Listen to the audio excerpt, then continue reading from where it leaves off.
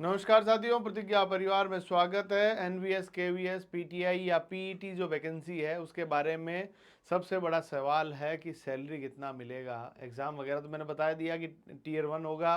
Tier 1 के qualified बच्चों को टीयर 2 में बिठाया जाएगा। वहाँ डिस्क्रिप्टिव ऑब्जेक्टिव होगा, देन उसके बाद इंटरव्यू, देन फाइनल सिलेक्शन।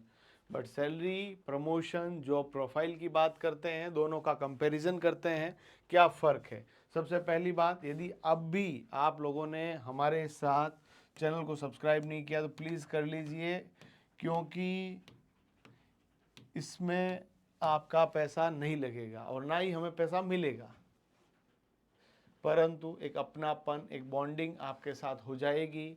और ये नंबर आपके लिए है। केवीएस एनवीएस में प्रॉपर गाइडेंस चाहिए, मेंटोरशिप चाहिए, सेलेक्टेड लोगों के साथ आपको अपनी बातचीत चाहिए, तो इस नंबर पे व्हाट्सएप करें। हम प्रॉपर गाइडेंस के साथ टीयर 1 का कोर्स भी लॉन्च कर चुके हैं। इस नंबर पे व्हाट्सएप करके उसके बारे में जानकारी प्राप्त कर लीजिए। मिशन केवीएस एनवीएस होना चाहिए, लाइफ का एक गोल होना चाहिए। जिस भी बच्चे का बीपीएड कंप्लीट हो गया है, जिसके बीपीएड में 50% है, ग्रेजुएशन में 50% है, वो सब के लिए गोल्डन अपॉर्चुनिटी है। ठीक है। यदि अपन लोग बात करें तो इसके अंदर बेसिकली आयु सीमा हमने सबसे पहले डिस्कस कर रखी है ना। आयु सीमा ऑलरेडी डिस्कस्ड है। बीपीएड कर रखा है कोई बच्चा फॉर्म भर पाएगा। साथ ही साथ में यदि हम लोग बात करें सीटेट के लिए भी कुछ जगह अनिवार्यता है, कुछ जगह बिल्कुल भी नहीं है। इसके बाद हम लोग बात करें कि आपका पहला चरण ऑब्वियसली बात है अपन ने डिस्कस कर ही लिया था। उसके बाद सेकंड और थर्ड की बात जो है हमने अलग वीडियो के अंदर कर ली थी। आज हम मोटा मोटी तौर पर जो बात करने वाले हैं वो आपका जो है सिलेबस वगैरह भी हमने पहले डिस्कस कर लिया है। अपन बात करेंगे सैलरी की। आज जो हम सैलरी की बात करेंगे तो L7 के अंतर्गत आता है। टीजीटी जो पोस्ट है ये, इसकी सैलरी की बात करें तो यहाँ पर आपका बेसिक पे रहता है 44,900 रुपया। ये अभी 7वें वेतन आयोग के अनुसार है। 55% अभी वर्तमान में डीए हो गया है। डीए के साथ ही जो आपको मकान का किराया है वो 10%, 20% और 30% according to the city.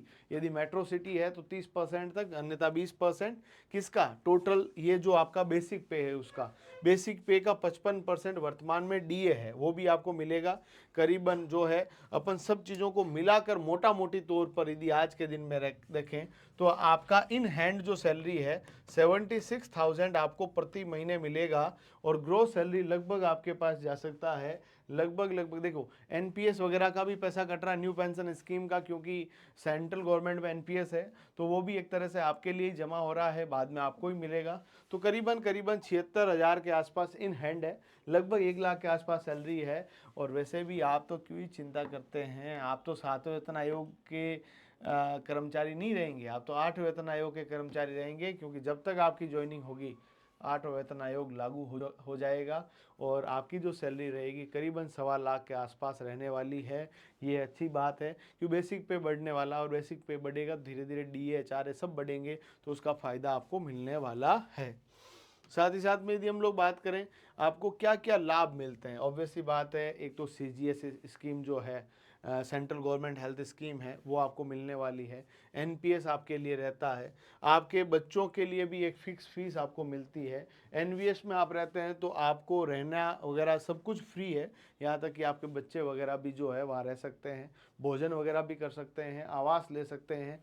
HRA जो है वो हाउस रेंट अलाउंस आपको नहीं मिलेगा एनवीएस नवोदय विद्यालय समिति में, बट बाकी सब सुविधाएं बहुत अच्छी है, तो ये आपके लिए अच्छी खासी रहने वाली है। साथ ही साथ में यदि हम लोग बात करें प्रमोशंस की, ऑब्वियसली बात है फिजिकल एजुकेशन के टीचर्स के लिए प्रमोशन अभी भी इतना अच्छा नहीं कह सकते हैं, क्योंकि इसके लिए स्पेशल कैडर, उसके बाद उसका संगठन, उन सबके एकता और उन सभी के आगे प्रोग्रेसिव थॉट प्रोसेस के अंदर अभी भी काम होना बाकी है।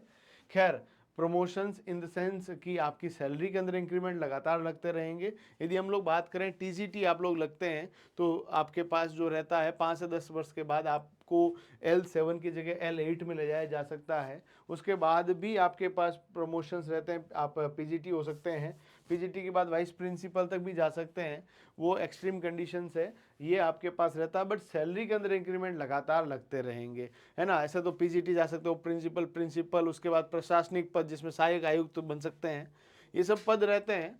यदि हम लोग बात करें इसके प्रो की बात करें तो एक अच्छा शिक्षक बनने के साथ साथ आने वाले समय में विद्यार्थी आपको हमेशा के लिए याद रखेंगे, अच्छे पीटीआई के रूप में याद रखेंगे, इसीलिए अच्छी नौकरी है।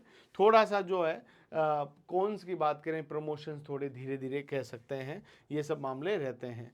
यदि हम लोग बात करें कि शैक्षणिक ढांचे की या स्कूल की बनावट या आपकी जॉब की बनावट के ऊपर केवीएस और एनवीएस की, तो केवीएस जो है वो स्कूल डे की नौकरी है। स्कूल डे के बाद आप फ्री है, आप जो भी आप काम कर रहे हैं, परिवार के साथ आराम कर रहे हैं, चिल कर रहे हैं, कहीं जा सकते हैं, घूम सकते हैं। बट एनवीएस के अंदर क्योंकि ये रेजिडेंशियल स्कूल है और इसीलिए यहाँ पर रहना, यहाँ पर अवेलेबिलिटी काफ़ी ज़्यादा रहती है। तो केवीएस आपके लिए थोड़ा आरामदायक रहता है। एनवीएस के अंदर जॉब अपॉर्चुनिटी तो है, बट साथ साथ में यहाँ पर आपकी जवाबदारी भी बहुत ज़्यादा है। क्योंकि स्कूल के प्रकार की बात करें, केंद्रीय विद्यालय डे स्कूल होते हैं, बट ये आपके पास जवाहर नवोदय विद्यालय एनवीएस जो है, नवोदय विद्यालय समिति के अंतर्गत आते हैं, रेजिडेंशियल स्कूल है ना। ये आपके पास जो है दोनों ही बात की जाए, जनरली केवीएस आपको सिटीज़ में ज़्यादा मिलेगी या आपको छोटी सिटी में मिल सकती है, बट नवोदय विद्यालय तो गाँवों में भी हो सकते हैं।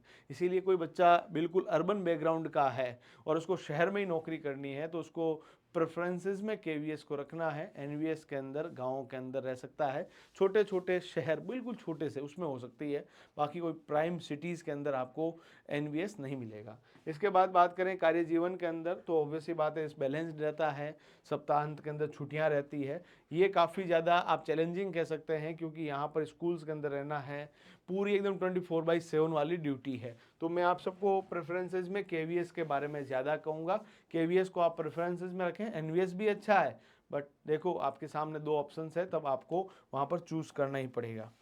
साथ ही साथ में लाभ और रहन सहन की बात करें, तो ऑब्वियसली बात है एचआरए, डीए, टीए सब कुछ इसमें मिलता है, इसमें मिलता है। बट यहाँ पर एचआरए नहीं मिलेगा, जैसे आपको रहने की सुविधा वगैरह सब फ्री में मिल जाएगी, तो ऑब्वियसली बात है वो भी एक अपने आप में अच्छी बात है। मेस वगैरह भी मिल जाता है, ये सब चीज़ें है ही है। नौकरी की भूमिका के अंदर बात करें तो ऑब्वियसली बात है दोनों के अंदर ही आपको शिक्षण से लगाकर, बच्चों को गाइड करने से लगाकर, उनकी फिजिकल एक्टिविटीज़ को अच्छे करने से, उनकी स्पोर्ट्स एक्टिविटीज़ को बढ़िया करना है और उनके स्पोर्ट्स में इंटरेस्ट को भी अच्छे से डेवलप करने का काम रहता है।